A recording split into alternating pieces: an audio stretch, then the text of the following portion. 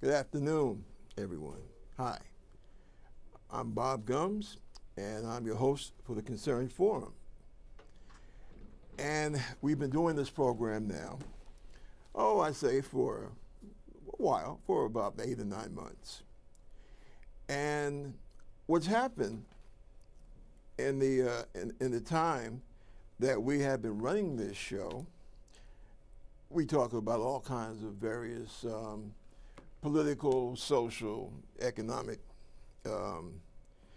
subjects that we feel the average working person would be interested in if they knew that it was about them. One of the problems with the way that we do politics, and I've noticed this comparison between what I see, or excuse me, what I saw when I was in Europe, and essentially what I've seen in the time since I've been back. And the big problem, I believe, is that we, as a nation, we don't take the time to, I guess, what's the word? Basically, put everything in such a way so that the average citizen feels that they have an interest in it. Now, let me tell you what's on my mind. And I have a tendency to speak slow, especially when I'm dealing with issues that I think it's important that everybody understands it, what I'm trying to get at.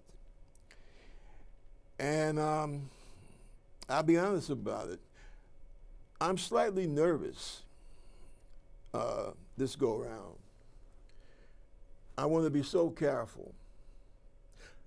Life is a precious thing. Any person that's been in the military will tell you that. It's extremely precious.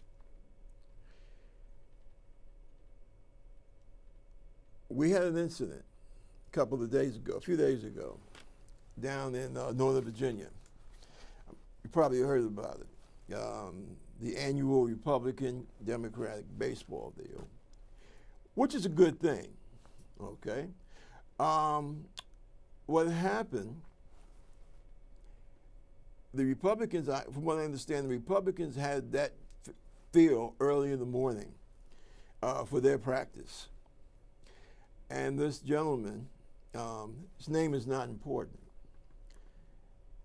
He was from Illinois, and he brought his rifle with him, and he started blasting away. He hit the Republican, I believe he's the Republican whip, if I'm not mistaken. That's the gentleman or gentle lady that corrals the votes, head counts, what have you. And he got my man in the back, and he almost died.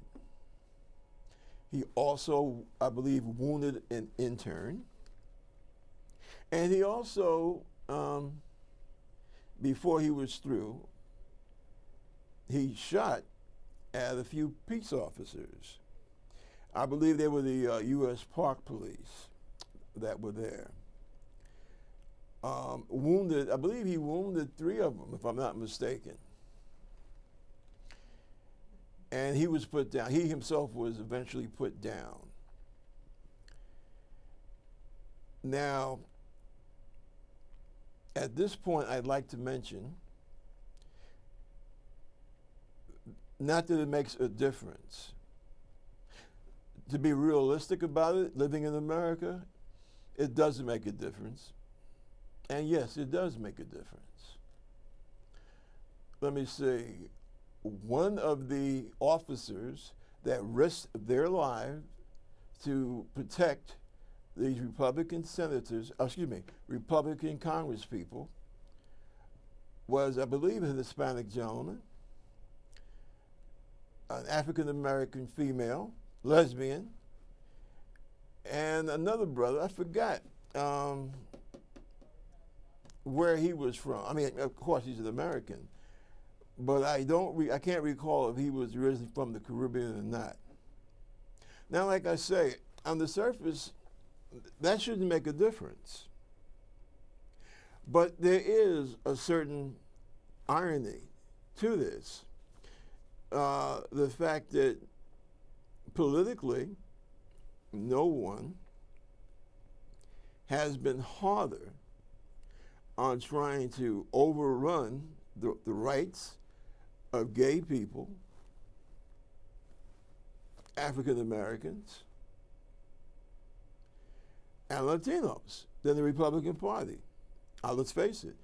One of their congressmen from Iowa was always making, he made a comment about, their leg muscles are look extra bulky because they're trying to smuggle melons or something like that. I mean, purely racist comment. And I just marvel at how fate has really upset their apple cart. Now, don't get me wrong. Those were 3 federal officers. They risked their life to protect those people at that ballpark.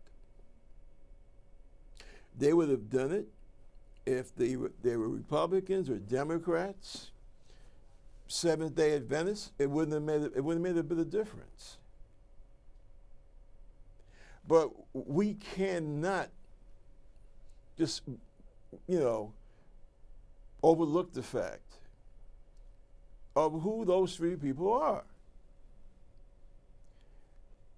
And I hope that is a lesson that the Republicans in Congress, at least those who still have a conscience,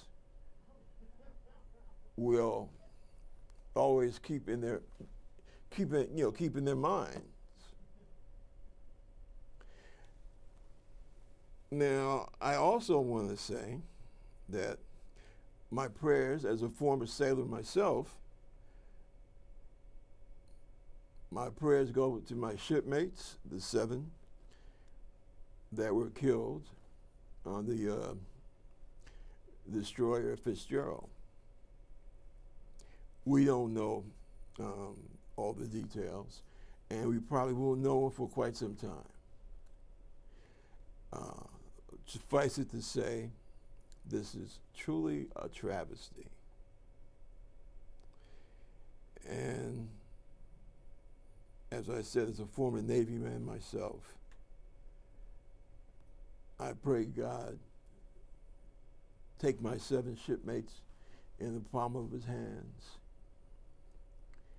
and bear them to a place where they have smooth seas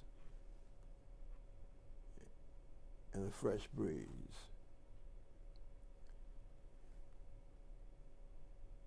I saw the pictures of my shipmates, and once again, I saw 7 faces. About half of those faces were what you would call minority, people of color, however you want to phrase it. But they were all Americans, and they died in the service of their country.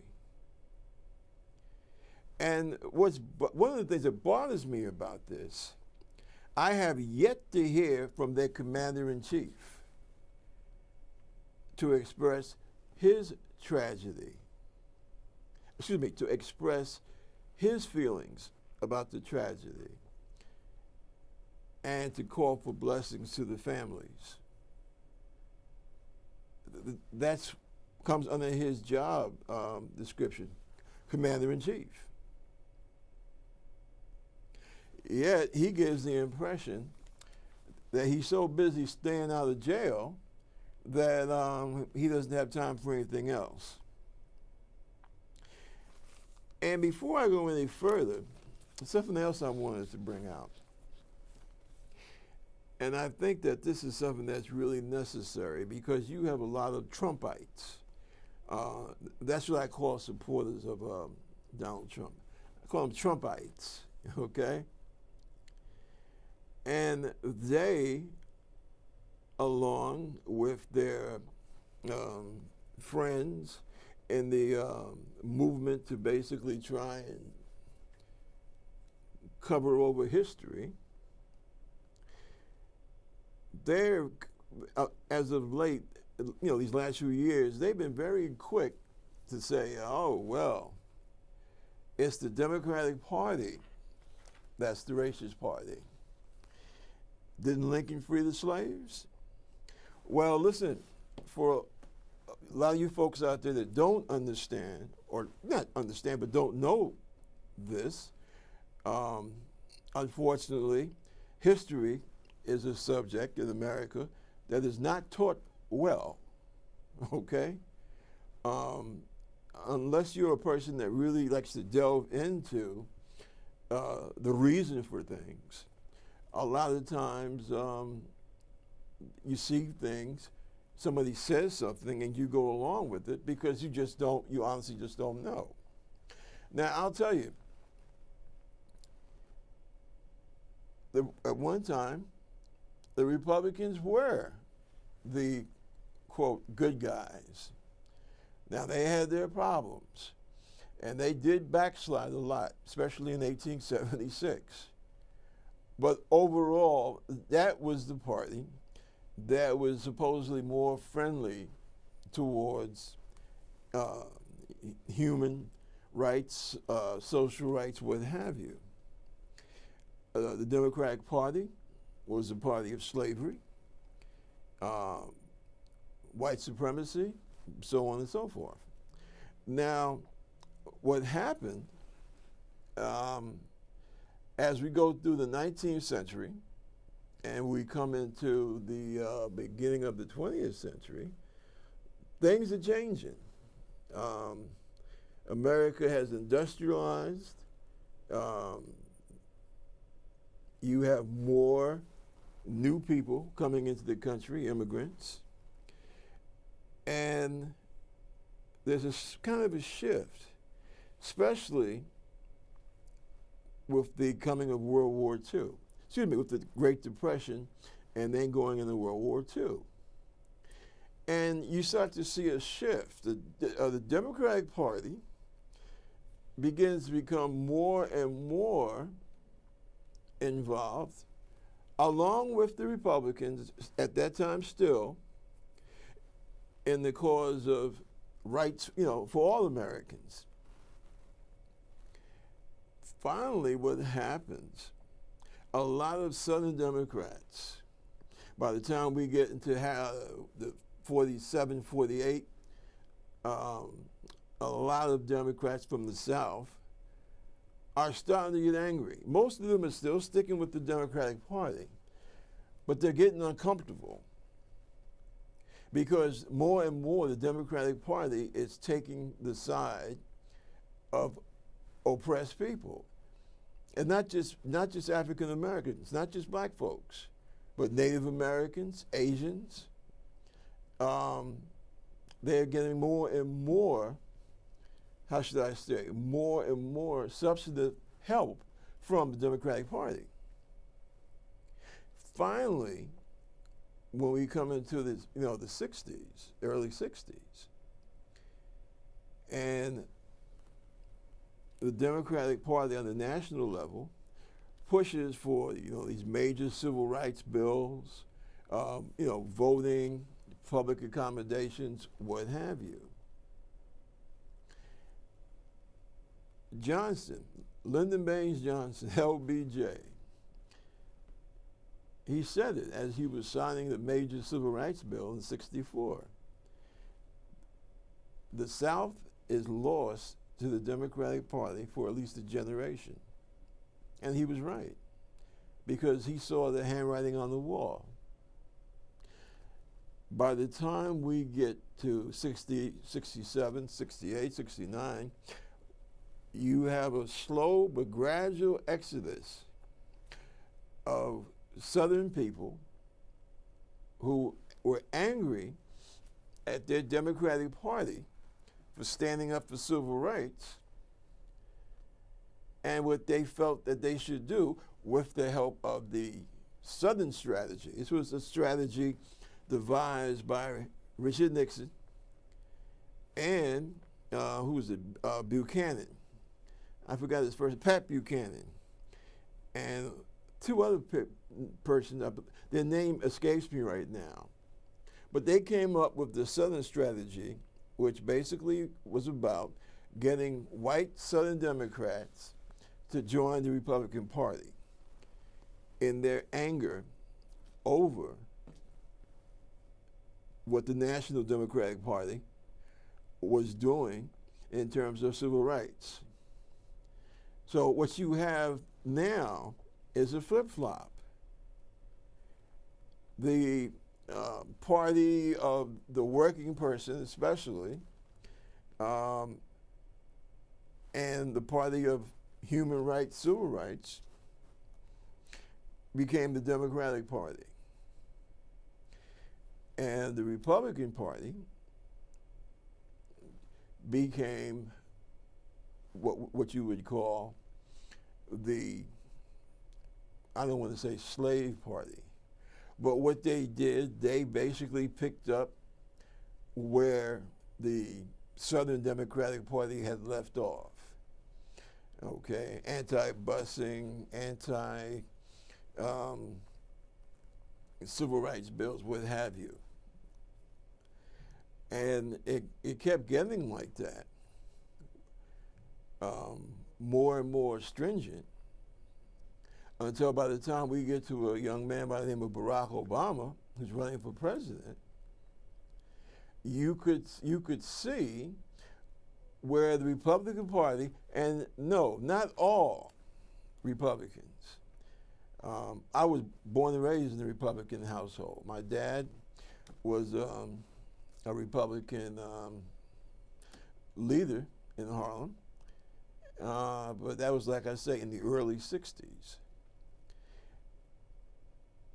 We have seen the shift of political stances from the Republicans to the Democrats.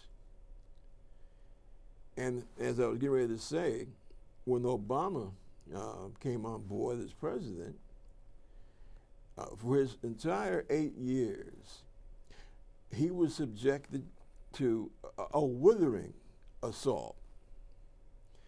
And not just on his politics, but who he was. Remember, the person that's sitting in the White House now got his political start to run for president because in 2011, he jumped on the birther bandwagon.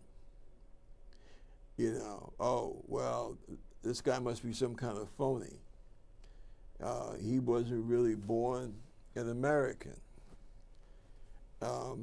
It must be some kind of underhanded Muslim trick.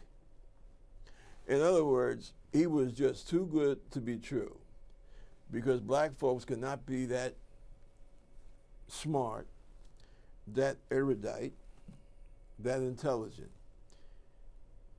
and carry themselves with so much dignity. And we had to put up with that kind of hatred for 8 years with President Donald Trump leading the bandwagon.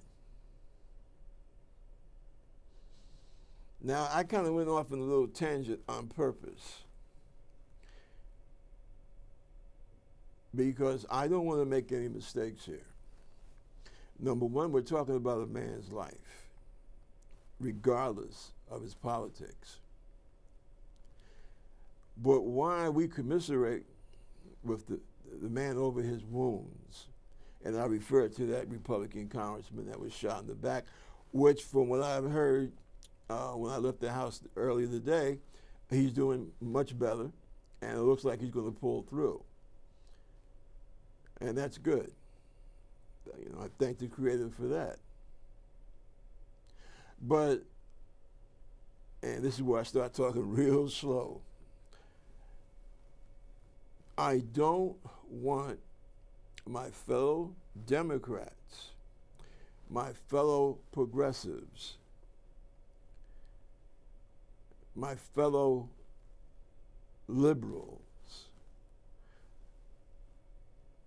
I don't want us to get caught up in this trap of false equivalencies, okay? We need to stand up and we need to say, yes, no one in America should have to die because of a political opinion. But what I don't want to see us do is to walk around beating our chest as if we have contributed to this climate of hate. No, no, no, no, no. Because that's not the case. Now, this person from Illinois who came down to Northern Virginia, and I believe it said that he camped out for a month or two between his van and the YMCA, and that he was a strong Bernie supporter during Bernie's presidential campaign. Well, listen, that doesn't mean crap to me. I was a super strong supporter of Bernie Sanders and his presidential campaign. Still am. I haven't tried to shoot a soul. You know, this kind of reminds me of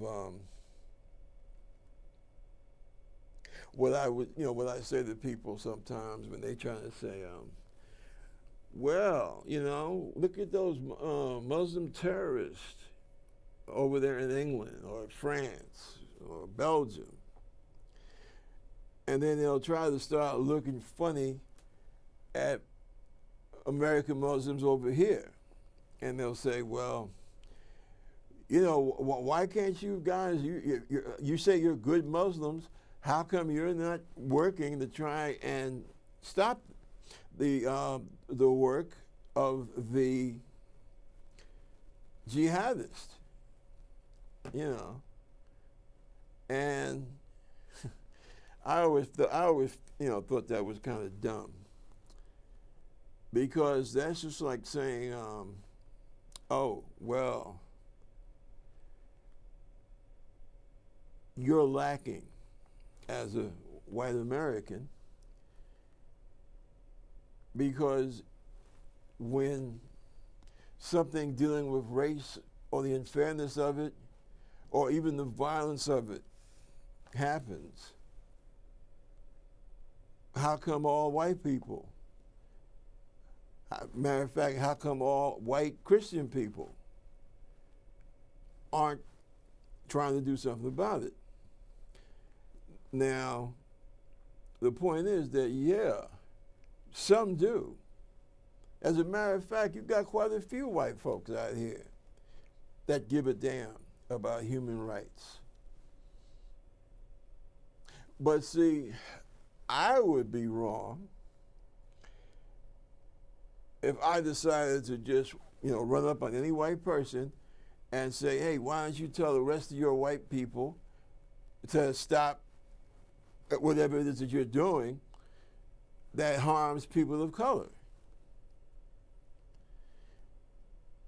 I think that would be ridiculous. And I think what it also shows is that when you get right down to it, to a certain point, we are all responsible for our own actions. And I think that's something that everyone needs to keep in mind. Now, having said that, I will again go back to the point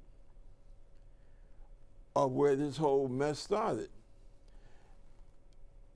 You know, see, that's another point. We're Americans. We live here in America, okay?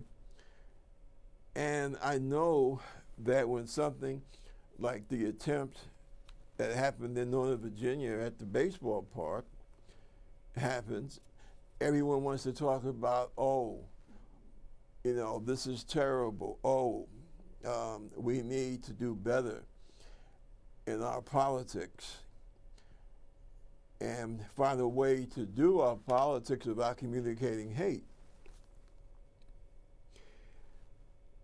And that sounds nice.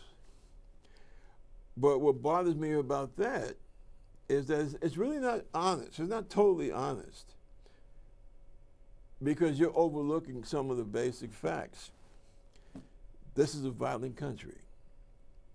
It started off with the help of violence, and unfortunately, in many circumstances, it has maintained we maintain a certain level of violence.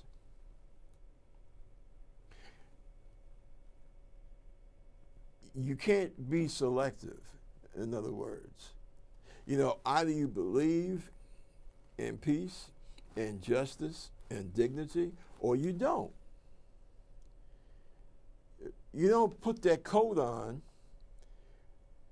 when someone who you would feel is in a position of authority, an authority figure, like a congressman. Oh, well, Congressman so-and-so, you just got shot in the back. Oh, heavens to Betsy, we're too violent. Well, we were too violent before 4 or 5 days ago when that guy got shot. All right?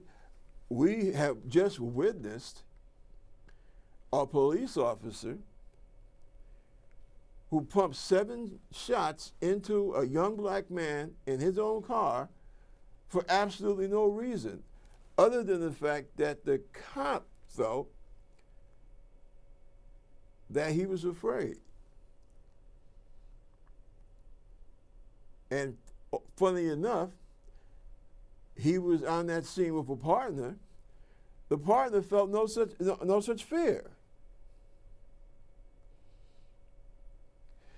See, we have to, in this country, we have to stop this selective, I don't know, what the hell would you call it? What happened to the congressman was a terrible blot on our society. But what's happening to men of color, young men of color, quite frequently, that hardly gets an honorable mention.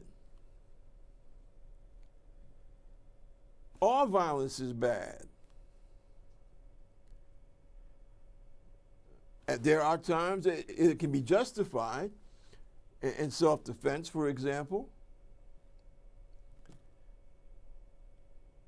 Sorry, I can't, I cannot. I'm able to sit here and say what I have to say,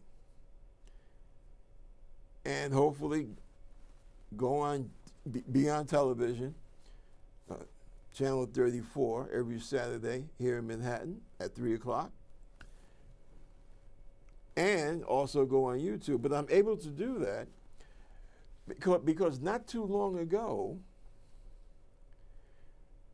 a certain group of people felt that someone who looked like me, with my complexion, should have the right to be treated like a human being, period. And that caused the war. thankfully, because there would never been any, the crap that President Trump tried to make about Andrew Jackson stopping the Civil War. That's absolute nonsense. I'm so tired of this guy. He constantly brags about the great schools and universities that he's gone to. But yet, so often he talks like a damn fool. The Civil War was a necessary instance where violence had to be used. If not, it would be quite possible that slavery would have lasted not just here in the United States, but in Central and in South America well into the 20th century. Because that's what the ruling class in the Confederacy, that's what they were aiming for. That's what they were all about, the spread of slavery. Not to the idea that, hey, well, we're just going to keep it here in Texas and we're not going to, between Texas and South Carolina and Arkansas and places, in the South, and we're just going to stay here. No, that wasn't the game.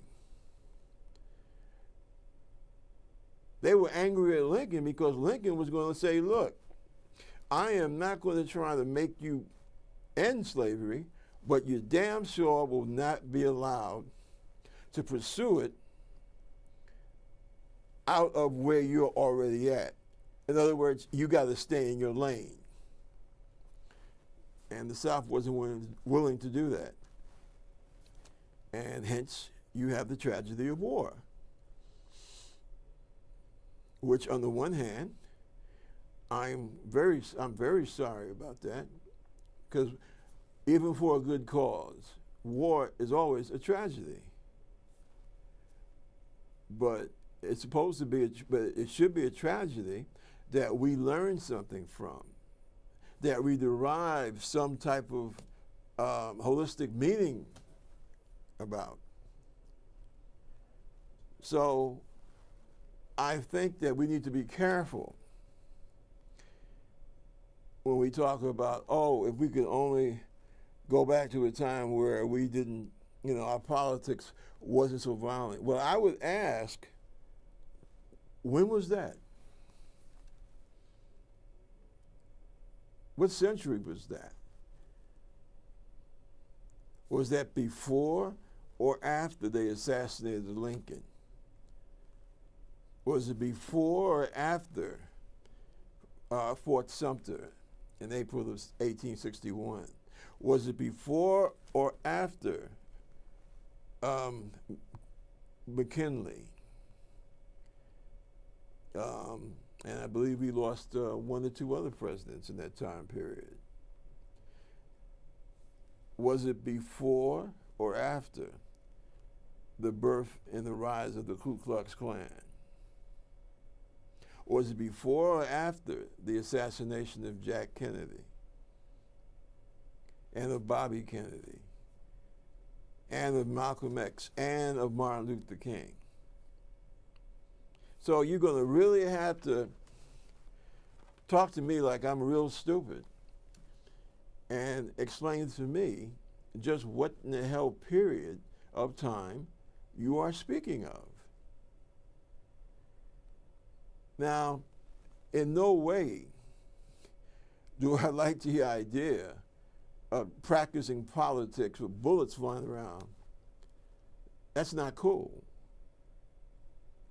But I just say all what I'm saying because I will stand as solid as the rock of Gibraltar against any person on my side of the fence, the left as it were, who will somehow develop some kind of guilt trip and begin to feel, oh God, this is terrible. I have sat in this country for the last 8 years. I have watched the Republican Party. I have watched the so-called right wing. Now they are the alt-right.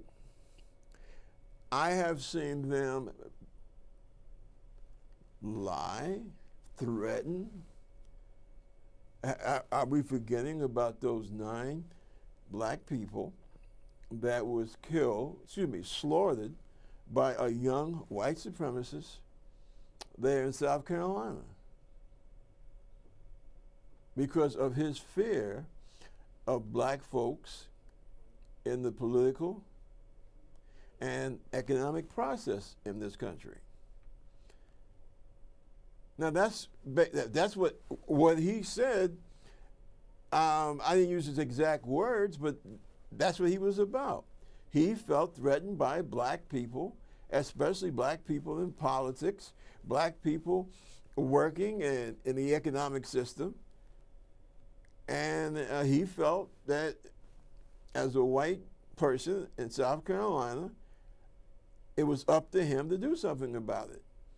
And he chose to go to a historically famous black church and even participate in the service, and then decide to blow away 9 black human beings. 9 human beings who happen to be black. And what he took was a political act. And what about those 3 white male heroes, and I do mean heroes, in Portland, Oregon, that stopped an African-American woman and a woman of the Islamic faith probably saved them from those girls being killed, because 3 white guys confronted another white guy to ask him to leave the girls alone. And 2 of them, well, all 3 of them were torn to pieces. 2 of them died.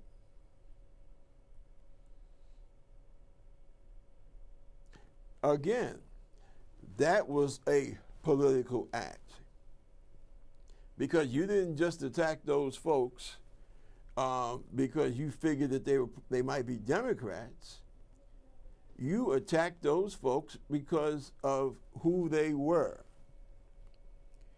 And who they were did not fit into the political picture of the United States as he wanted it to be. So yes, there has been a very, very dangerous uptick in violence in this country when it comes to our political objectives. But I don't think folks on the left have any damn thing to be ashamed of. I'm sorry. Like I said, I don't believe in phony equivalencies. The right is the one that the right wing in both the Republican Party and in their various satellite organizations, or organizations that consider themselves to be satellites of the GOP, they are the ones that have wrought violence here lately, in the last 15, 12 years. And again, I say, I am not condemning all Republicans. Hell, I think Bush Jr. he did some of the dumbest damn things that, Iraq was a disaster. But I'll give that man credit. The day after, the day or 2 after 9/11, he goes into a mosque to let Muslim Americans know, we're not at war with you. We are at war with a bunch of people that have hijacked your religion. But we're not after you. Now, I find it real strange. Bush Jr. can keep in the back of his head what we did to the Japanese Americans in 1942 during World War II. But this present administration that we have could give less than a damn about what happened with the incarceration of Japanese Americans, American citizens, because they happen to be a different color from the mass majority of Americans at that time.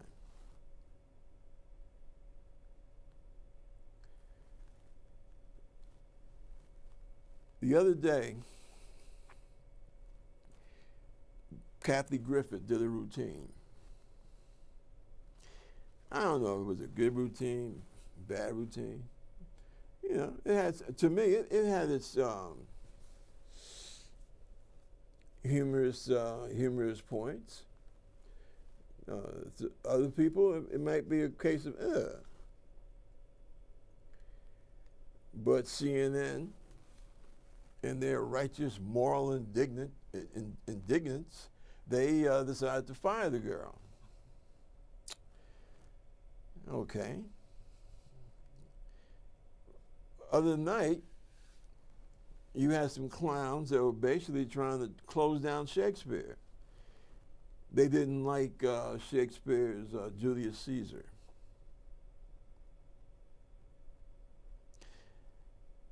Both of those instances were a load of crap as far as I'm concerned, okay? And to you Trumpites out there, try and use your brain to understand something.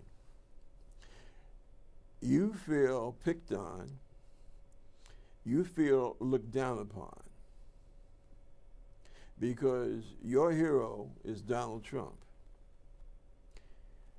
And in spite of Trump's claims about, oh, I had an overwhelming victory, you know, and that nonsense, you folks know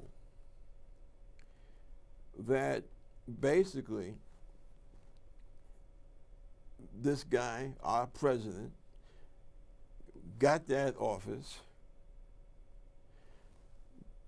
by a combination of convergence of some very bad factors.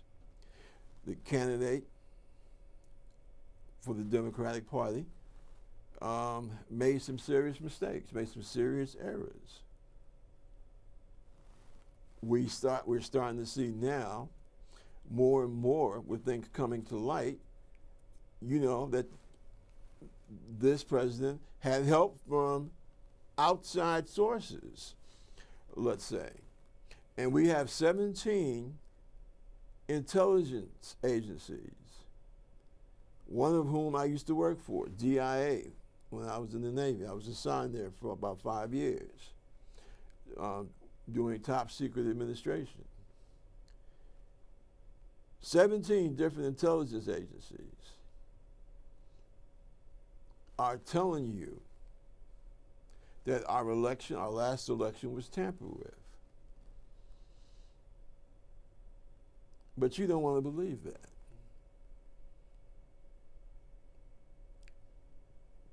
And you feel bitter and so totally put upon for being a Trumpite. Well,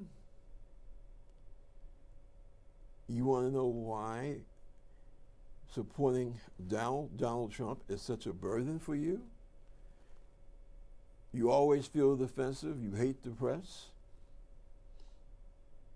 And I know for a fact here up north, especially, you hate a lot of Christian churches, because a lot of Christian churches are very uncomfortable with the results of this past election. You know why? I'll tell you why. And I'll tell you exactly why you feel the way. Oh, well, let me back up now. I will tell you exactly why or how it came about that you feel this way. Because your pal, your buddy, ran the most vicious, classless, ugly campaign for the White House. As a matter of fact, I think we haven't seen someone like Trump, and I got to go back to when I was a kid, George Wallace, perhaps. And actually, Trump is worse than George Wallace. I'm talking about the campaign now. And that's what your problem is. You're upset because you feel that your man can't get a fair hearing. And you know what? You're probably right.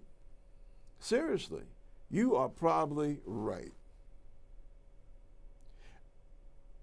Because, always a because of that campaign that he ran. He horrified the American people. He disgraced himself, as far as I'm concerned, and he disgraced every group of Americans that he came in contact with. Now, switch over to you folks who are talking about the violence in our politics.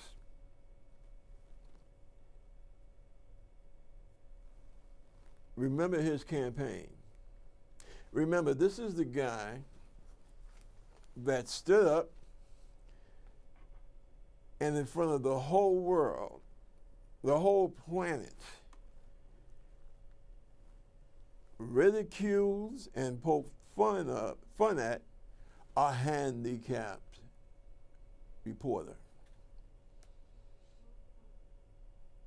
He mimicked the man, his afflictions, and that is why, well, I should say that's one of the reasons why. He probably couldn't get if you're talking about a regular, straight up jury trial, if we put it on that kind of a basis, nah. He would have to have a bunch of Trumpites like yourself to be judge and jury. Because any reasonable cross-section of the American people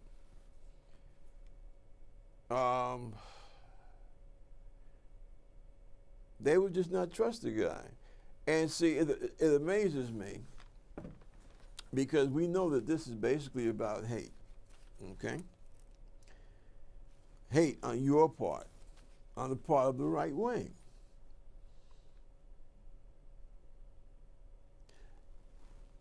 Our candidate, none of our candidates, Hillary or Bernie, were talking about locking up their opponent. You folks and Donald Trump brought that into our political equation. They weren't trying to encourage people to go out and beat up folks from the opposite camp. Remember Trump? Oh, how he would just like to beat the guys and all that. And if you went out there and beat them, he would pay your legal bills. Remember that? Now, we're not even, I haven't even, in this part of the conversation, I haven't even gone into the Russian thing, okay? But just looking at all the other things that he said, okay, especially the pièce de résistance, I just grabbed their you-know-what because I'm rich and famous. So in other words, for him to grab over a woman's private parts, he doesn't have to have permission. Wow, I'm some kind of lover, huh? You ladies out there, you think that's right? You think that because a guy is rich and because he has a lot of money, it's okay for him to do intimate things on your body just because he feels like it? Well, I know if somebody did that to a daughter of mine, they'd probably be pushing up daisies. If I had anything to do about it, had anything to do with it, you know, seriously. This is what you have given us between the Trumpites and the Russians. This is the type of individual that you have put in the house of Jefferson, the house of Washington, the house of Lincoln, the house of FDR, the house of Jack Kennedy. And don't smile when I mention Jack Kennedy. Jack Kennedy was not a rapist, okay? But see, that's the problem. That's one of the problems we have with the left. We put up with this kind of nonsense. Well, I am not going to sit here and let the Republican Party try to win kudos for being willing to reach out. No, you're not willing to reach out. You're working, and see, this is how things link up, all right? You have risen the temperature of politics in this country so much, and then when things happen, you turn around and say, who, me? And it's just gotten to the point where that is absolutely ridiculous.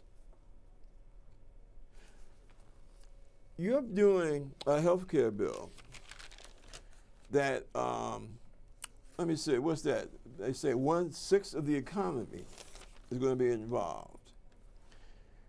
We might wind up losing 24 million people off of health care. And you're doing it in secret. My question to you is, are you trying to antagonize people to the point where those among us who maybe are not wrapped as tight as we should be, are you trying to push them off the ledge by what you're doing? You know, everybody talks about, oh, well, you know, politics has become, you know, so violent, so bloodthirsty, you know, blood sport. Well, you know what? I'm going to tell you. It may seem a little bit, you know, different when you talk about, oh, well, you know, back in the 40s, 50s, blah, blah, blah, and 60s, blah, blah, blah. Congresspeople on both sides of the aisle have a certain comity with each other.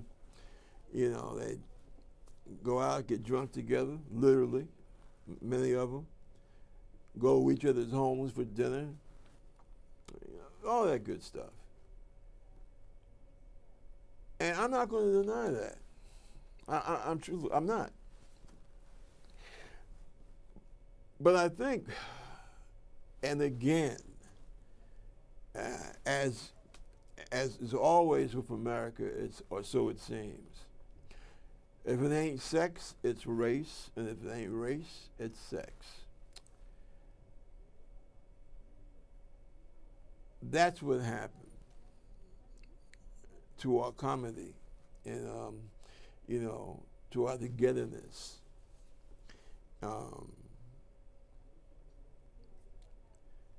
With our politics. See, after, especially with the Kennedys, Jack and Bobby, both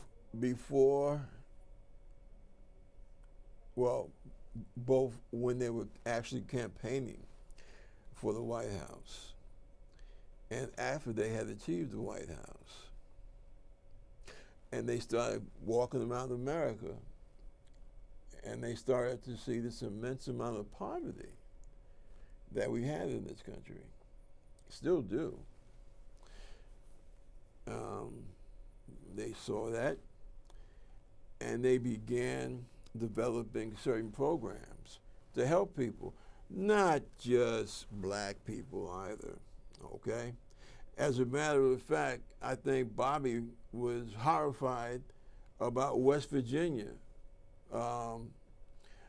almost as much as he was horrified about the racial hatred in Mississippi. And those are the type of things that the Kennedys started to develop, which was unfortunately cut short because of Jack's assassination. And it fell to LBJ. And he really put those programs in full gear. As a matter of fact, if he hadn't allowed himself to get trapped politically in Vietnam, I think that he would go down as being one of our greatest presidents in his fight to eliminate poverty. What happened, they developed a lot of programs. Some of them didn't work, but a lot of them did. And they were actually starting to move the dial on poverty. Unfortunately, the racial component, that was problematic because you had a slightly different group from Martin Luther King's group, right? Basically standing up to racism. And you also had the urban riots. L.A., Newark, what have you, I think Gary, Indiana, quite a few places. And what happened, unfortunately, in the minds of many of the white middle class who felt, hey, you know, you got Hard U Act, Neighborhood Youth Corps, this program, that program. You've done too much for these minorities, especially these black folks. And the Republicans picked up on that theme. And they didn't stop to look at the fact that you had a whole lot more poor white folks in this country than you have black. Didn't want to see that. Didn't want to see the pain of the reservation for Native Americans or for Latinos who were doing the job of migrant farmers. So what has happened since that time is that you've had a white middle and lower class that could benefit, and in many cases has benefited from some of these some of those government programs that originated out of the 60s. And this is when they talk about what's the matter with Kansas, because you have a lot of people who vote against their own interest simply because of the fact that they've had a Republican Party that has told them for the last few decades, oh, well, these programs, they're just for black people, they're taking your tax money, and, that's terrible. And unfortunately, too many members of the white middle class especially bought into this. And that's one of the things that has contributed to the hateful environment, hateful atmosphere that we have in American politics. Because then what happens, right, after you have basically dumped on all these programs that have really, helped the people. Well, then what happens, you have a situation where politics, it ain't politics anymore. It's something different. It has become a struggle of life and death. Because what happens for somebody that can't get health insurance or can't afford health insurance? Hell, can't even afford to see a doctor. What happens to those people? Well, in many cases, that's a death sentence. What happens to programs that can help kids get into high school, I mean not high school, excuse me, but get into college so that they can maybe get a decent job, so they can maybe have a family, improve their living standards? You take that away from them, what happened? What do they got? They have nothing. They don't have a damn thing. And that's kind of like a death sentence. So I think that along with politicians basically being civil to each other, they need to be also civil and honest with the people who are supposed to be their constituents. And see, this is the problem. You saw the reaction. And these were white people. For the most part, these were white people that were yelling and screaming at these town halls that the Republican, Congress people were holding. Those weren't a bunch of disrespectful, dreadlock wearing,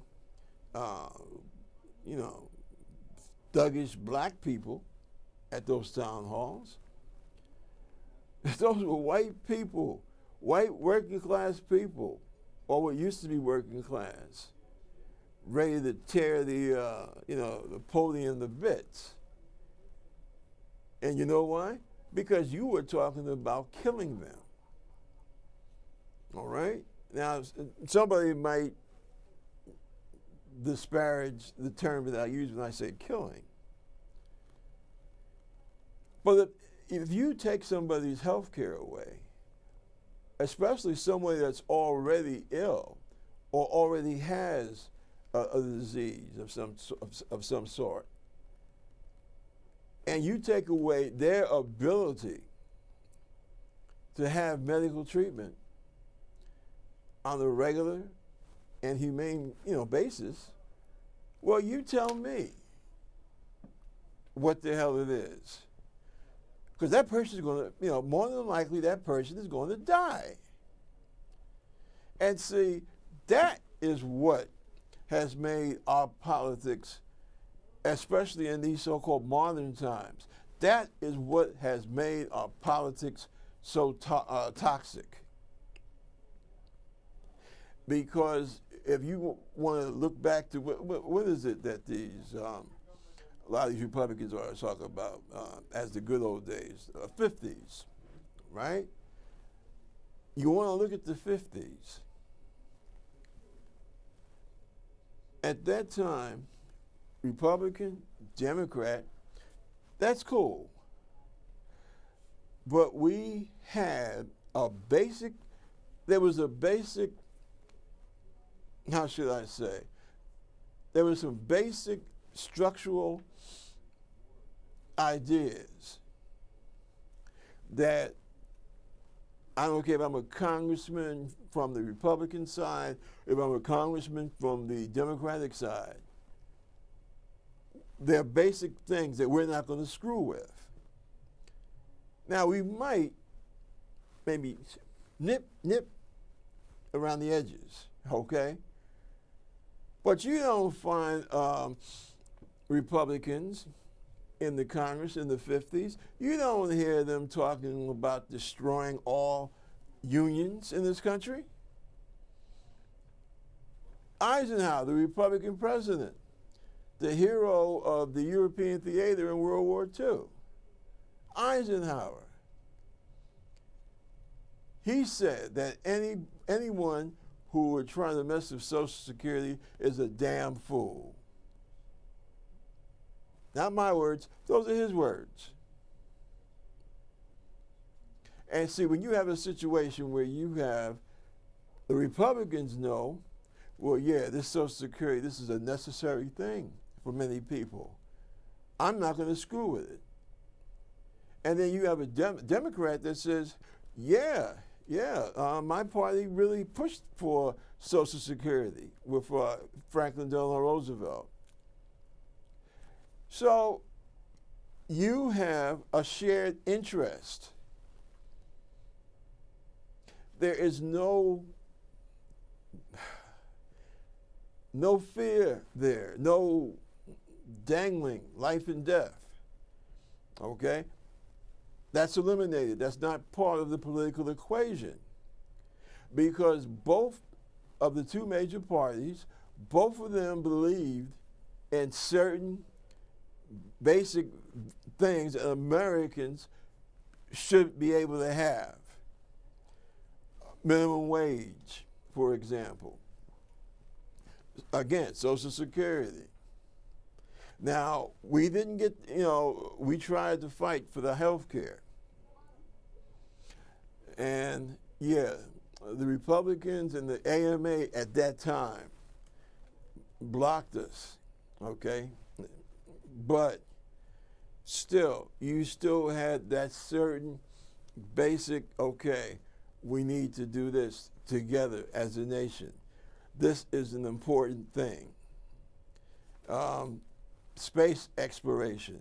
You had Republicans and Democrats both supporting space exploration and the future that it could open up. Money into education. Nobody in the 50s or in 60s were fighting against the federal government helping in the education sector. See, a lot of people, you talk about why is it so like this or like that nowadays? Why is it that it's so like dead enders? And that's the reason. When you have a Congress and where you have the Congress with people on both sides of the aisle with the belief that, hey, no American kid should go hungry in our land of plenty. And you got Republicans and Democrats basically believing that same thing. Believe it or not, that makes for a much more peaceful political environment. But see, what's happened over time, and not just talking about civil rights, but talking about things, important things in general, it has become, I remember on Morning Joe show, Mika had made a comment about our politics now, the environment, something to the effect of so toxic, and so dangerous, so deadly, what have you. And well, yeah, she's right. But I'm saying the reason for that is that people are afraid. They are very afraid because now when you lose it all, I mean, there's really nobody there to back you up.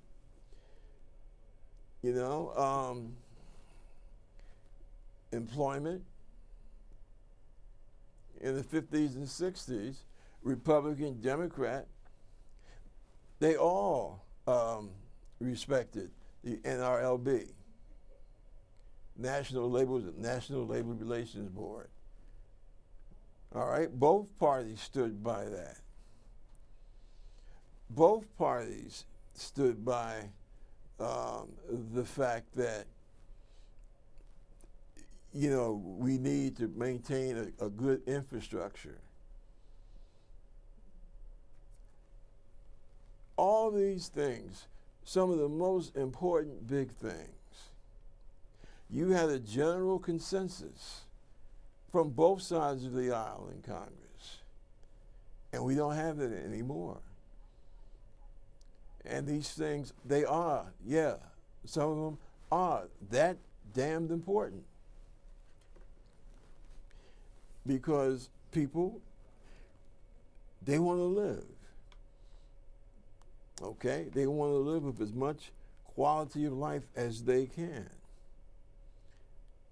And when people see the guys who are supposed to be representing them, and instead of representing their constituents, they feel that, hey, these guys are just screwing around. They don't care about me. Yeah, that's going to create a lot of hostility. And, I mean, let's face it. As we say in the Navy, everybody out here, everybody walking down the street, they all don't have to be carrying a full sea bag. Okay? Everyone out here in this country, all of us, our brains are not tight to a certain extent. You got a lot of people out here that have a lot of problems, internal problems. So when you have somebody coming along constantly throwing gasoline on fire, yeah, eventually you're going to make a spark, a big spark. And that is in no way, shape, or form am I trying to justify what that moron did a few days ago at the baseball park. I could never try to justify what that clown did with his rifle. You know why? Because unfortunately, the same way that goofball shot that Republican congressman in the back, you got plenty of folks in the right in this country, in the right wing, and who think that they will always vote Republican. And you got a lot of those kind of folks that got some screws loose and ain't carrying a full sea bag, right? So what's to say they might turn around and try and pop one of our Democratic leaders in the Democratic Party. So this garbage about Democrats and the left causing this mess, that's exactly what it is, mess. Because the same thing could have happened to one of our guys or gals. As a matter of fact, it did. What's her name? Gabby Giffords, Democratic Congresswoman from, I think, Arizona. So, yeah, I agree. Turn down the temperature. Turn it way down. But for God's sakes, keep in mind while you're trying to turn down that temperature, don't turn off the valve for justice. They kind of go together. You know, you don't tell people, especially after all that they've been through. You know, 08 and 09, for a lot of our fellow citizens, blue state, red state makes no difference. For a lot of our fellow citizens here in the United States, 08 and 09 were, you know, disastrous. There are many Americans walking around this country that have never recovered from 08 and 09 and the way Wall Street basically, you know, smashed everything up. Them and the banks, okay? Because they just share the blame equally. But yeah, you have a lot of people out here hurting, and they're hurting for good reasons. So when you go out here and you try to basically light your bonfire, instead of lighting a bonfire, maybe what you need to do is just go back to your district or your state, whether you're in the House or the Senate, and start walking around, go into the schools, the churches, walk into some of the police precincts and to the community organizations. And if you can't, make all the places by yourself, well, that's what you got a staff for.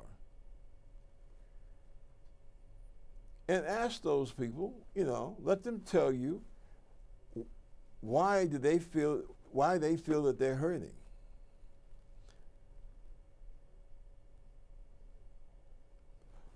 Why can't they find another job?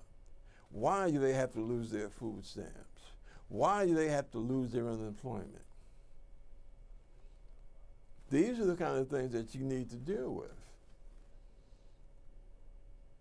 Because, it's funny. And I don't know, some people say I go on too much about being in the military. But you learn a lot being in the military. I can tell you right now, I learned more, especially my time in the Navy, than I did as far as, going to college. Oh, don't get me wrong. I love the fact that I was able to work and get a bachelor's degree. But the purest knowledge that I learned when I was I learned from being in the Navy. Being in the military, American military in general. And one of the things about the military that I love, we try to look out for each other. Seriously. Especially when you're in a good unit. You kind of know when you walk in the door what kind of unit you're in. And when somebody's in trouble, there's somebody there for them. Now, I know that, we're hung up in this I don't know, dreamland about something that never really existed, America, the rugged individualist, and that BS. Well, I tell you, it took a certain amount of teamwork to turn a good piece of a continent, with most of the folks living on the eastern seaboard, and turning that landmass into the most powerful nation in recorded history. And yeah, it took some teamwork. And that's why I allude so much to, so often about the military, because we don't have it here like we should. And folks in Congress, they need to take heed, because guess what? When somebody knows that they really have somebody in their corner, I will be willing to bet you that would help to dissipate so much of this violence, especially this political rancor that we have towards each other. Because you see, the biggest problem is always fear. It's not a race problem in this country. It's a problem of fear. You fear the one that's different. And see, this is what we need to work on in this country. Because if we don't get out of our bubble, right? And if we don't stop people who just want to, get into office to gain power and make themselves demagogues, And yes, I do mean President Donald Trump and folks like that. If we keep electing these people or allowing outsiders to elect these type of people, that the only thing that they have to offer is fear, essentially. And a society cannot run constantly on fear, on falsehood, on different sets of facts. Won't work. You wind up having what we have now, chaos. So I think that's something that we all need to think about. Well, that's how I feel about that very tragic event that took place a few days ago at that baseball park. So listen, I enjoyed speaking with you. I look forward to doing it again next Saturday. So this is Bob Gumbs of the Concerned Forum. I'll catch you later. Good night.